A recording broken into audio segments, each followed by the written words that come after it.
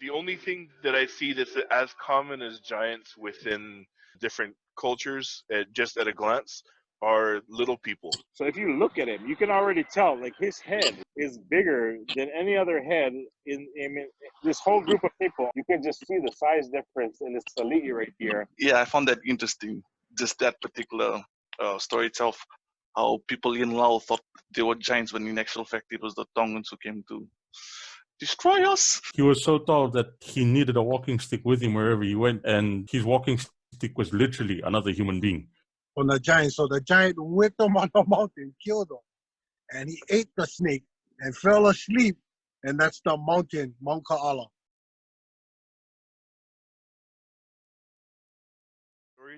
I wanted to lead us over now to the little people. All of Polynesia have stories. I mean, the Hawaiians have the Menehune, and apparently it seems like they're very similar. So I wanted to ask in Tonga and Fiji, and even if Malsi, if you have any other stories that, if you guys have any stories you'd like to tell us about. With regards to the little people, the Leka, yeah, that's what we call them in Fiji. We've got, so the Leka were in Fijian stories, not exactly priests. How do I say this? You know, Greek mythology, Hermes in Greek mythology, there's something like that. They weren't gods in their own right, but like messengers for the gods. Yeah, they were messengers, or they were the direct servants of gods in the presence of the gods. Priests were something else altogether. But as such, we have stories of like on the island of Banga, we have the Veli. Now they say that the Veli, the firewalker, the first firewalker, Tuina Vilingata, he caught a Veli who was in the form of an eel. So at the time he thought he was hunting an eel, but then suddenly when he was digging into the hole in which the eel had escaped, he suddenly heard wailing, and well, even though he found it strange, he just continued to dig because it intrigued him. And when he finally got to the end of it all, he found a little, not a little house, but like a little room, all set out as you would in a Fijian bure. And sitting in it was a leka. And this leka gave him the power to walk on hot rocks, something that is still being practiced to this day by the people of that Tikina, Sawau. And that's one thing with the leka, they're deal makers too, you know. And more recently, I've heard more fantastic stories about the deals they've made. But the thing that strikes true in every story is you must catch them somehow. You have to catch them. And in every story I've heard, they've, like, somewhere or the other, they've been captured or helped. One such story, there was this guy from the church we used to attend. He told us a story of how he thought he had hit a child while driving. And when he walked over and he took the child, and the child suddenly heard the child telling him not to take him to the hospital, but to take him home, and he'll be okay. So rather than go to the hospital, the guy followed what the child said. When he got home, he found that the child had a beard. And so the child asked him, "What would you like?" And the guy said, "Oh, I'd like to fish from the beach and catch whatever fish I want." So this child or whatever said, "Okay, it's done. From here on out, all you need to do is throw your line as far as you can, but you just need to be standing on a beach and you'll catch whatever fish you want." And this guy swears by the stack of Bibles. We made him swear to God. We made him swear to the Father, the Son, and the Holy Spirit. We made him swear on so many things, his ancestors and everything. And he maintains that it happened. And his wife actually confirmed the story for us too. But all he needed to do, what he'd do is he'd stand at the beach and he'd throw his line as far as he could. And any manner of fish he'd think of, he'd get. All he needed to do was throw his line. And the thing about it was he'd even go as far as he tried going on a boat to see whether this would work, and that didn't work at all. he couldn't catch a single fish when on the boat, but he had to be standing from the beach. So in the end, they kind of got scared, and he did the traditional wasuka, or the return of the gift, telling the lekker that he didn't have enough to repay him. So the lekker told him okay and left. I think not long after, he told us that his dad passed away. So he believed that his dad was payment for that gift. So yeah, that's the story of lekker. That's kind of a heartbreaking story. Rupeni, sorry, I saw you had your hand up there, bro. Go ahead. Yeah, just you know, usually when first time I heard this, the first time I heard about the leckers, I had to admit, and I'm actually ashamed to say, actually knew more about the leprechauns than short people. I didn't know we actually had that here in Fiji. But this is an interesting one. We grew up with our neighbor when I was in high school. He talked about a lecker, about his great grandfather catching a lecker, and this just like what Tu mentioned over there. It's just sorry, with his wife at that time and his entire family, they had no males, no male heir to actually take up the land in Overlong. So what this man did was that he traveled back to Vitilevu, and he I don't know if you heard about this superstitious belief. But what people would do is that in order to catch or get possessed by evil spirits, they would drag a coconut leaf across a graveyard, and that would allow, and somehow spirits would jump onto that leaf, and then they would possess him. So the trick was to let it go, and then obviously the spirit would mind its own way. However, this man was so desperate to find to get a male heir that he carried on. So what the spirit did was jumped on top of him, and I swear this is not going backwards. I mean, this is just recently. From what my neighbor told me, this was when Levuka, sorry, the capital of Fiji was moved from Levuka to Suva. So that was around that area, which is pretty recent. So long story short, he captured a leka, and we forced him to actually grant him one wish, and if he didn't, he would kill that leka. So the leka did grant him that wish. I thought it was all entirely, I thought it was lies, to be honest, given this is the 21st century and we don't believe in those kind of things. But our neighbor was just so adamant that his great grandfather wasn't telling lies at all, and it was actual truth. Until to this day, they have the old coins, those shillings, the coins, and they have it in their family, and it's from that leka.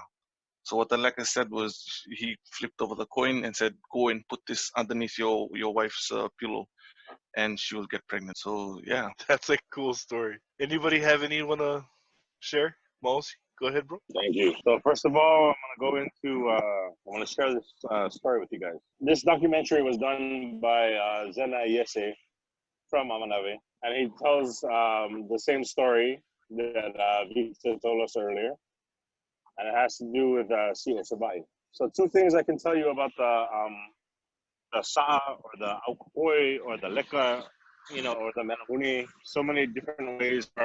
In my life, I've seen enough experience to know that, or enough evidence to know that these guys are this. We were talking a little bit earlier about how they're kind of like priests, but they don't have certain abilities. To me, they are supernatural. In other words, they have abilities to do things. I want to believe that they are limited, but they have a lot of powers, and that is one of the things that has made me very, very fascinated with them. So I've actually visited the cave that's in Savai'i. I can't remember for the life of me right now what the village is that's in Savai'i that has this cave in it. But the original story that goes along with that cave is that there was a chief by the name of Mawai, and he was the first one that had contact with these Kokoi, or these short people.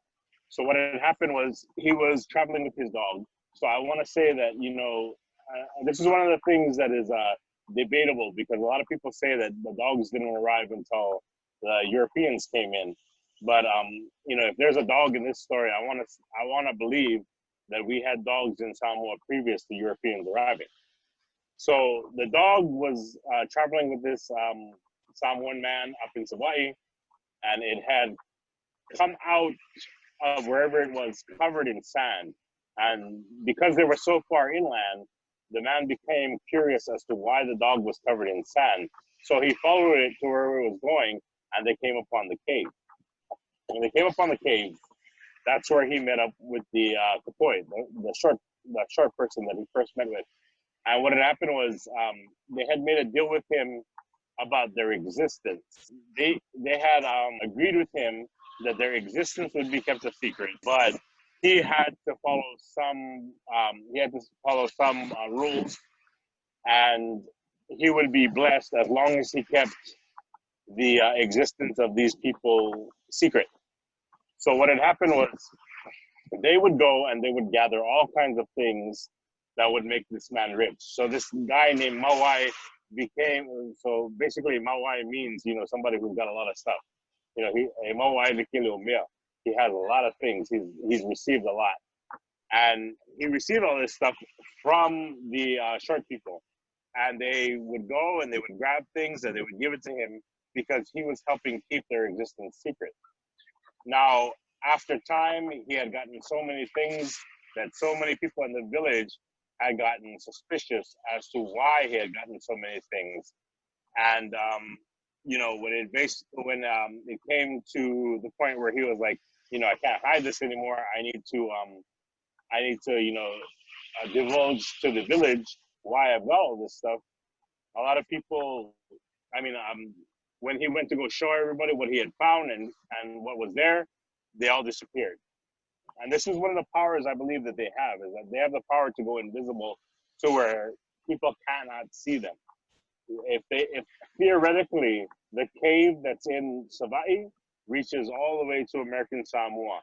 Now, from what I heard from the tour guides who lived there inside in the village, is that nobody has ever been able to, no expedition has been able to go into the cave and get all the way to the end. The cave is so long that they always end up turning back. There's always either a shortage of food or some kind of necessity that they need that makes them say, okay, we can't make it to the end. So basically the cave is that big, it's that long, that they can't trek all the way through.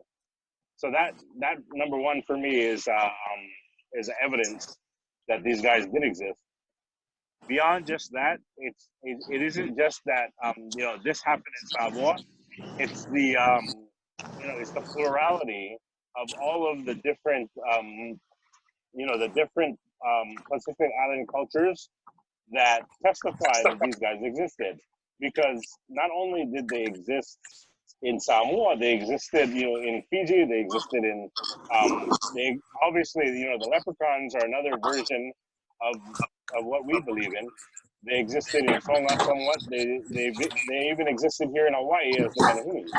Now, one of the stories that I had heard from a teacher that, when I was in high school here in Hawaii, this guy really, really soberly testified to us that he had an experience with a Menehune, similar to what you were telling me about, when you hit a car, you think you hit a kid with a car, and next thing you know, it's got a beard, and it's actually an adult, but it's short in stature. So what had happened with my teacher was that they were driving along, just another night here in the islands, and they were going up to wherever this person lived up in the mountains. And so my teacher was riding along with somebody else who was a friend of his. And they ended up hitting something.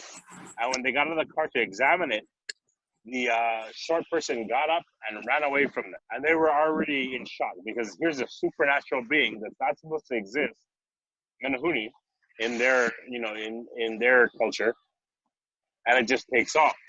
So they were already shook up by this. They were so shook up that this teacher is, relating this story to us soberly and just totally, trying to drill into us how serious he is about this subject.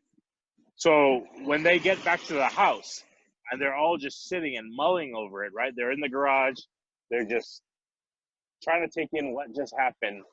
They're sitting there. And as they're sitting there, he says, the short person comes out of the jungle or, whatever forest area, whatever wooded area there was, comes out, runs up to him, touches him on the leg, and then runs away as if to say, yeah, I'm real, as if to testify, as if to say, like, this is your job now, to testify that we still exist.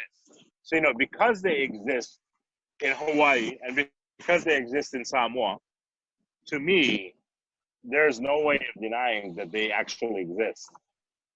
But the biggest thing for me was that when I went to Marshall Islands, I didn't have no expectations of finding a similar story, but one did present itself.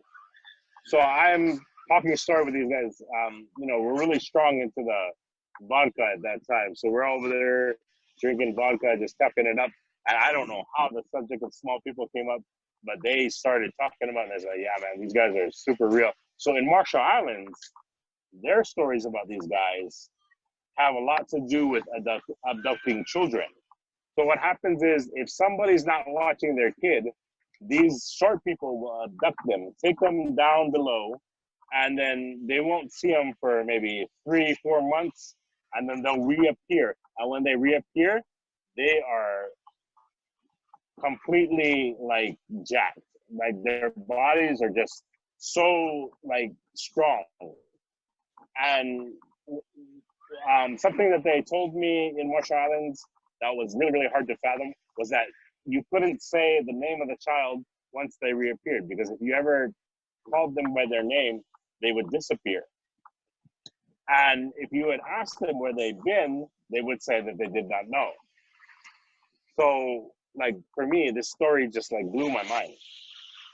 But something that always stuck with me when they told me these stories was that they said, we always talk about these kind of things and people write it off as if, these things are just, these things are just Pacific Islander beliefs that they have no foundation. But they had told me that somewhere in the Bible, there's a mention of these people. He said, and I've never been able to find it myself personally, so I do want to look into it. But according to the elders in Marshall Island, they said that somewhere in the Bible it says, above the land, there are people underneath the land, people in the middle of it. What they're trying to tell me was that the people in the middle of the land were the short people. That these, they're like us. They have physical human bodies, but they're in between the surface and the core of the earth, and they have a different lifestyle, and they obviously have different supernatural abilities compared to us people that are on the surface. But to me, I cannot deny their existence, and I welcome anybody else who has input, because I love to learn. So if anybody else has input about this, that's watching this podcast, hit me up, talk to me about it, because I'm really, really interested in these guys. And I think one of the biggest differences to me between the giants and the short people is that you hear so many examples of us being descended from the taller people, the giants. We're descended from the giants. We have so many stories where these giants were our they were the beginning of our male lines and all of that. But with the short people, you don't hear so many I don't even know of any of all that these short people are the prodigy of, or the progeny of our genealogy, but they do exist. There's so much evidence of them existing. Yeah, there's not so much evidence of them being linked to us genealogically. And thank you. So it seems a couple of the common threads with the small people is one, if they don't want to be seen, they won't be seen, and they are really good at not being seen. Two, that they're deal makers, that they're not likely to do anything for free, and then often the stories often point to the fact that you got to catch them first. So you have to be at you have to have them at a disadvantage before they deal. And three, that they will also snatch you. They'll I think, I'm not too sure, but I think I remember hearing, at least like in Hawaii, like that's why you don't, one of the reasons why you don't whistle near the shoreline when the sun is down, because the menehune will snatch a person doing that. And I know in Samoa, like I remember hearing when I was a kid that children that run around at night are likely to get snatched up by one of the little people. So they're there to help, but I'm not sure if it's a punishment that they would snatch somebody up, or if it's like some kind of tick that they have. They got to grab a person every now and then. Rupeni, I really quickly just wanted to ask, did you have anything to throw in on this or two? Well, with regards to the giants and little people, mostly when it comes to giants, there's another story of a giant called Suna who swam from island to island with just a board. And I think this would be a precursor to surfing in Fiji. Oh. But yeah, I'm still looking into the surfing thing in Fiji because we have stories of giants doing that. And that's how they used to travel. And they would far outstrip canoes, men going on canoes, when they traveled that way. So they just lay on the board and just using their arms and legs to take them over. But yeah, when it comes to the difference between giants and Leka, mostly you'll see that it's a difference in strength, physical strength. And for Leka, from some of the stories I get, it's mostly they work mostly on cunning when it came to the hard stuff. So maybe that's also one reason why we would say that giants we would prefer, you might say, to have giant ancestors rather than little people as ancestors, because nobody would want to say that they got something from cunning just by being cunning. They'd rather say that they won it fairly in a fight, because it does sound better. Right on. Thank you. Okay. Thank you guys for that. That was another nice one there. It went on a little bit longer than I thought it would, which is good. I was worried that was going to be one of those real open and shut kind of things. I'm glad we were able to carry it as long as we did.